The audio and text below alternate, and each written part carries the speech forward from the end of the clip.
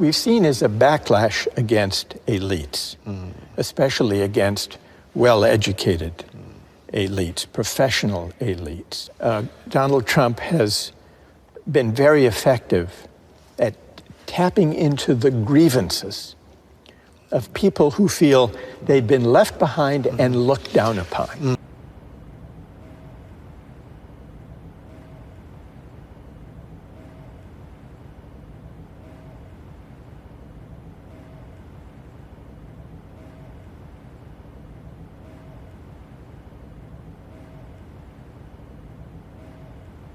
Bring Michael Jordan here, I'm sure you can get him, and have him come and defend himself about why he makes $31 million. And I think what you're going to realize is his life was a very, very tough one to get to the top, and that we are basically being the majority oppressing the minority in a different light. It's very easy to pick on him.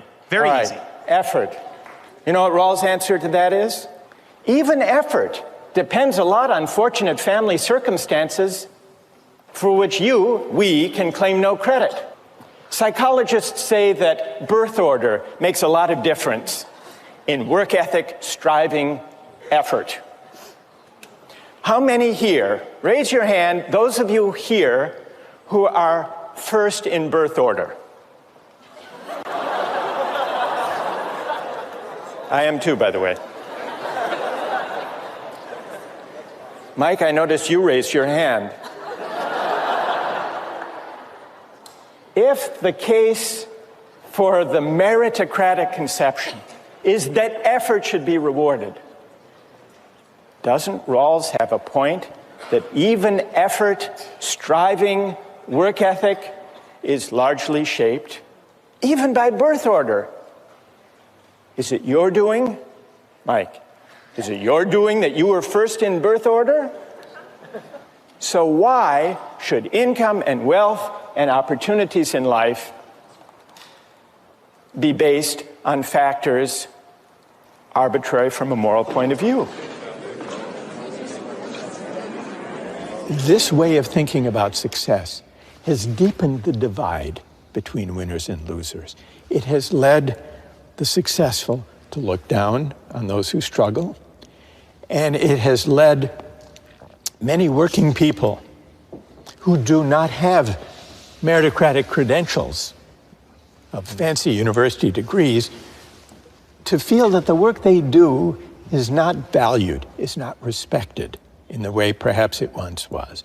To feel that in a highly technological, highly professionalized, credentialized society, that elites look down on them. This has always been present, always been part of the American story. But it's been, at least at times, kept contained underground at the periphery. The brighter ideals and aspirations predominated. When I was growing up, and through the 60s, for example, the civil rights movement, and the fight for racial justice, and the protest against the war in Vietnam, and the attempt to combat poverty with the Great Society. But from 2016, it became elevated with the presidency of Donald Trump. We've struggled more directly and more conspicuously, more frontally with the dark side, finding public expression. On the stage now. On the stage, public expression, rather than kept at the margins and at the periphery.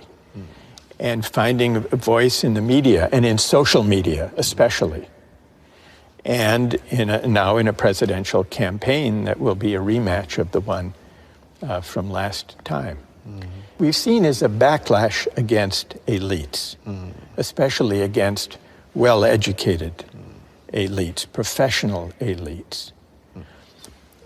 Donald Trump has been very effective at tapping into the grievances of people who feel they've been left behind and looked down upon. Humiliation. The politics of humiliation. And it's this sense of humiliation, I think, that opened the way for the politics of grievance that Donald Trump has been able to exploit. in the United States today, and in many parts of the world, is a politics of anger, resentment, and grievance without mutual recognition, without recognizing the value of the contributions that people make from different walks of life.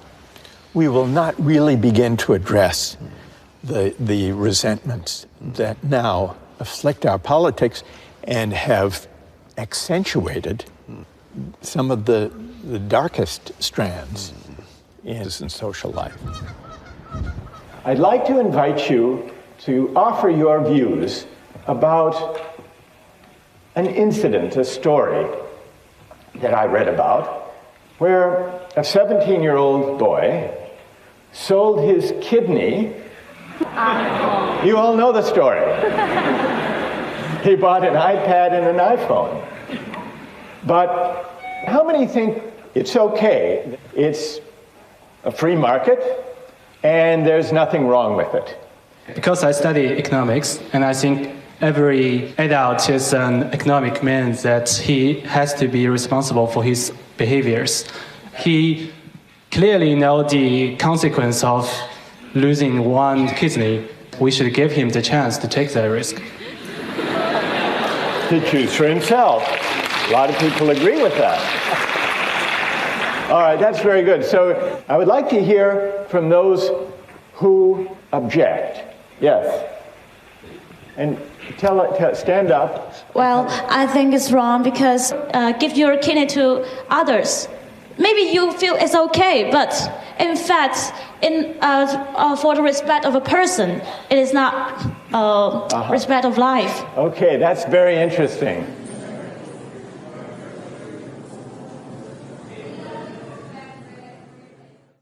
Even facing the same concept like justice. Yeah. You see the difference from different countries? Yes, yeah. It's prompted me to reflect on why there are these differences when I encounter them. When I had these conversations with young people in China in the 2000s, what struck me was, first, they did have very strong pro-market moral intuitions, as I mentioned. And I would put a lot of examples to students and to the audience, asking them whether they think this or that social practice should be governed by money or by other norms. So I put questions like this. What struck me was the moral intuitions about buying and selling were similar in the US and China. In Eastern Europe, it was similar. In Poland, for example. Most European countries, it was quite different.